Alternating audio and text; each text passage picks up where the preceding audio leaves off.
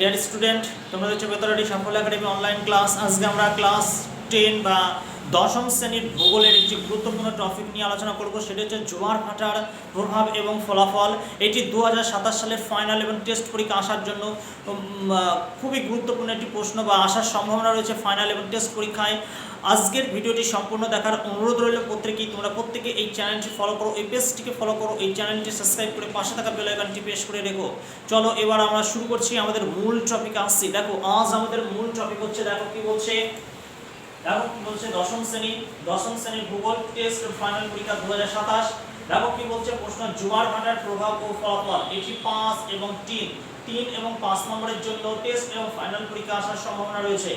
প্রথমে তোমরা লিখবে কি সুফল। এর সুফলগুলো কি রয়েছে, দেখো কি বলছে, জোয়ারের ফলে নদীর জল পরিষ্কার থাকে, জোয়ার ভাটার ফলে আবর্জনা নিষ্কাশিত হয়ে নদীর জল পরিষ্কার থাকে।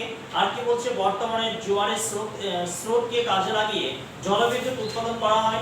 আর কি বলছে, জোয়ারের সময় অগভীর নদীগুলোতে জলের পরিমাণ বৃদ্ধি পেলে নৌ চলাচলের সুবিধা হয়। এগুলো হচ্ছে সুফল। এরপর এর কুফলটা দেখো কি বলছে, জোয়ারের প্রবল বেগে নৌকা, লঞ্চ ও ছোট জাহাজের ক্ষতি হয়। আর বলছে নদীর নাব্যতা ও গভীরতা কমে যায় জোয়ারের ফলে। সঞ্চিত পলির ফলে বোঝা যাচ্ছে এটি হচ্ছে কি কুফল। তাহলে তোমরা এটি খাতায় নোট করে নিও এবং টেস্ট এবং ফাইনাল পরীক্ষার জন্য তোমরা তৈরি করে রেখো। এটি মোস্ট ইম্পর্টেন্ট, এটি ফাইনাল পরীক্ষার জন্য। বোঝা গেছে? আজকে এ পর্যন্তই। ভিডিওটি ভালো লাগলে অবশ্যই লাইক করো, আর চ্যানেলে নতুন হলে চ্যানেলটি সাবস্ক্রাইব করে পাশে থাকা বেল আইকনটি প্রেস করে রেখো। আর এই ভিডিওর লিঙ্কটি বেশি তোমাদের বন্ধু বান্ধবদের মধ্যে শেয়ার করে দিও।